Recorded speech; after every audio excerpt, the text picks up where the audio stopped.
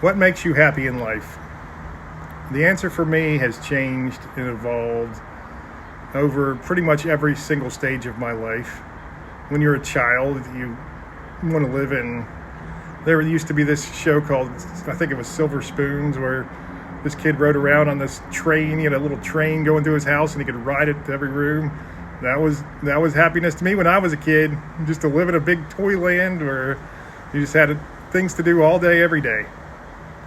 And as I got older, my teen years, I probably had no clue what to answer that. It was probably just something along the lines of getting a hot girl to like me. And as I got older than that, my happiness became tied to my identity, which was basically what society told me it should be.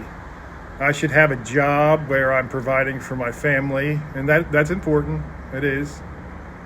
And that's the stereotypical thing. Have a middle-class life, have the white picket fence and the 2.5 kids. I really just kept going on what society told me to do because I thought that's what I was supposed to do. That's what everyone who seems happy in life, that's what they seem to do. My father, he was a great man and always a wonderful father. He worked really hard, and so did my mom. So to me, that was the steps I had to take to have a happy life. Then my disability happened, and I was like, well, surely I'll never be happy again unless I somehow win the lottery or something like that, because I can no longer provide for my family doing the work I used to do. Now I'm just like when you have an elephant in the wild, or a wild animal, when they get hurt or sick or are dying, they just go away from the pack and they just wander alone until they let their injuries or disease take them. That's kind of what I felt like, because how could there ever be anything else? I could still walk, but I was miserable every single day, all day long, because I have a shooting pain all the time.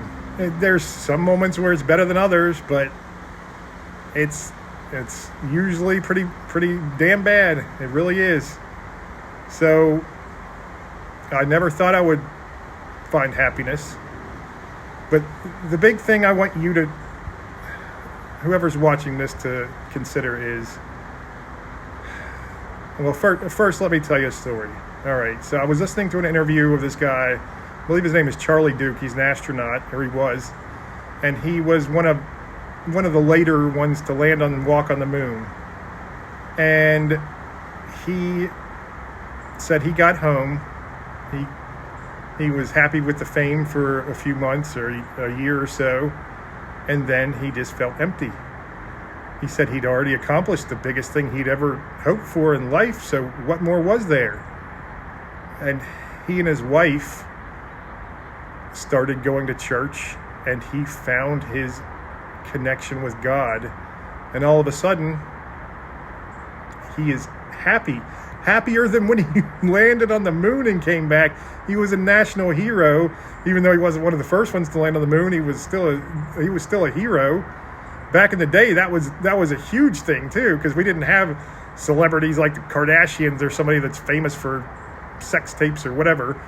We had real celebrities who went to the moon and things like that, or could, singers or actors were still famous, but they were really good at what they did.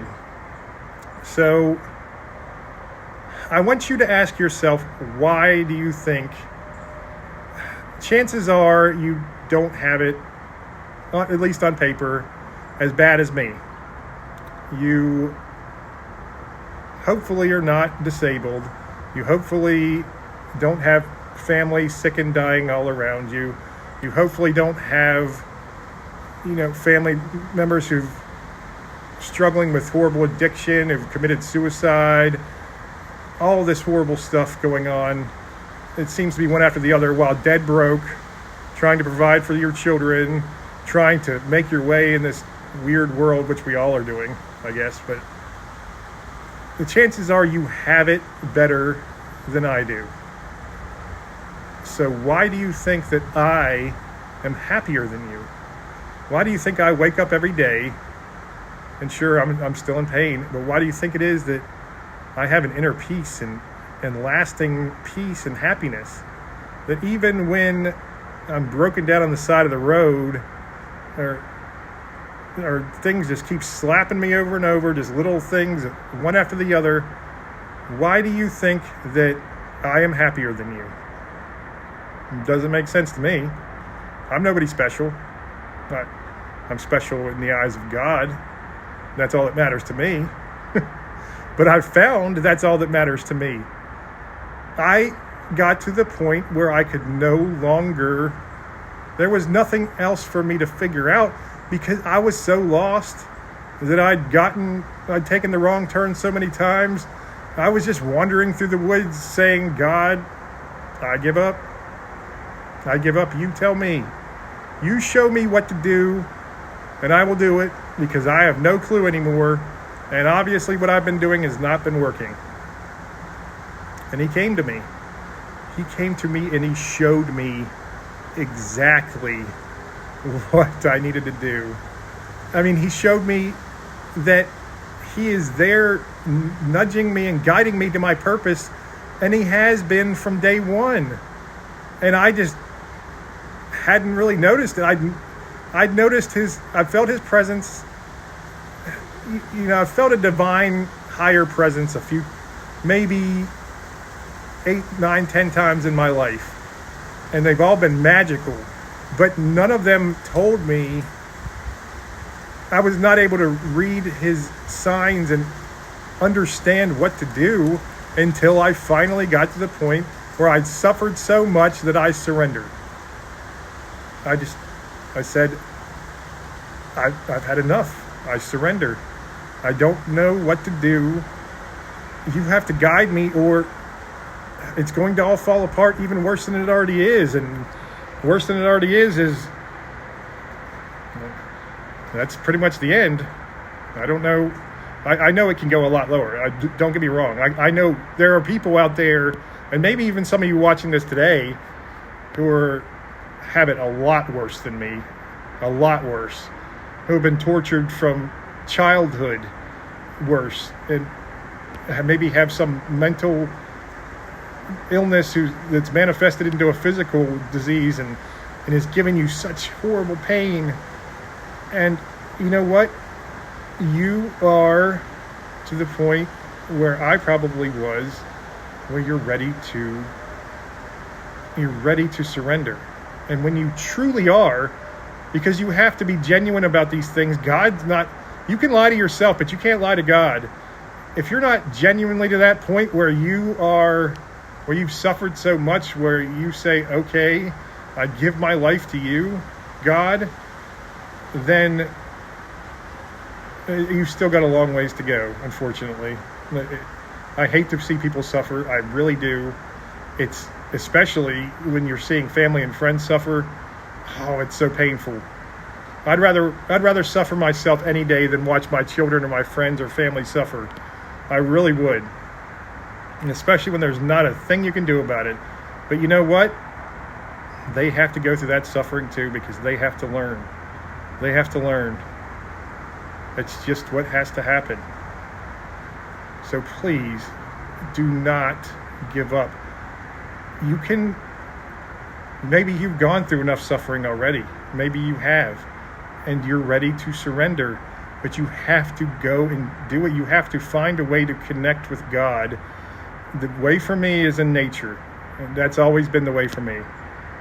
And it might be through church for you. It could be any number of ways. And don't let anyone tell you that's the wrong way, because you know in your heart what is right when connecting with God. Don't listen to the dogmas of religions. Don't listen to people judging you, society telling you, no, you have to do this and that, telling you what job to do. I've let society and people tell me what to do my whole entire life. And I finally know what to do myself. And that's because God shows me. And when there are things he doesn't show me on, it's because he wants me to figure them out myself. And if I need help, he still guides me.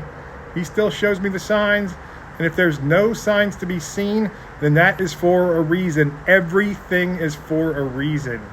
You will find that peace if you seek it. You've got to seek it. You have to constantly look. Never stop looking. You are a beautiful person. You are a spiritual being. God is enamored with you. He loves you so much. He wants to save you. He wants to lift you from the suffering. He does. He watched his son go through that suffering.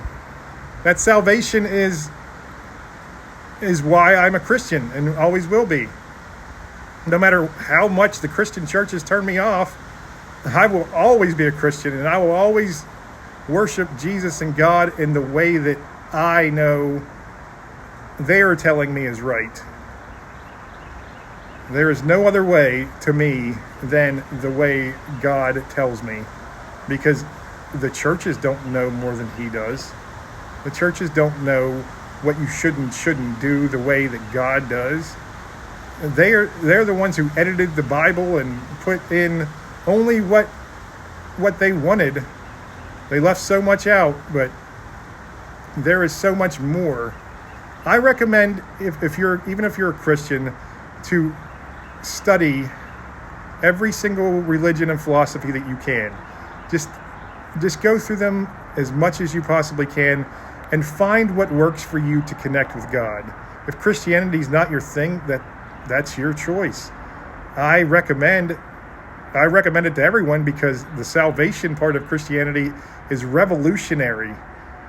There is no salvation in any other religion the way that there is in Christianity. And the story of God's son, God's chosen son, dying and suffering the way he did, it is the story that should bring hope to everyone. The story of suffering, a tragic story, is really a story of hope. And that's what God has told me my purpose is, and that's how I find happiness, by fulfilling the purpose that he tells me, and that is to bring hope to as many people as I can. Whether it's one person, whether it's a billion, I don't know, and it doesn't matter, because one person is just as important as the billion, because they could be one to pass it on, or they could be the one to save the world. So, or their children's children's children's children could be the ones to save the world. We don't know, because we are only a small piece of that puzzle in the mural that is God's grand design, and we don't see the whole of that picture until possibly even after many more lives. We don't know. Some religions say we keep living lives until we become enlightened. I tend to believe that Christianity even mentions that too, but that could be, that's highly debated, I'm sure. But it doesn't matter, because that is not the important part. The important part is following what God wants you to, so you become that keystone in the foundation of an amazing life, an amazing world for mankind going forward, that you will still be part of in spirit. It's not over when we die. That's not the end of the journey. That's just the start of the other. All right, God bless. Storm's coming, so I better get out of here. Just one last thing. Just keep asking yourself what makes you happy until you finally realize that it is complete surrender, and it is finding that purpose that God gives you. God bless.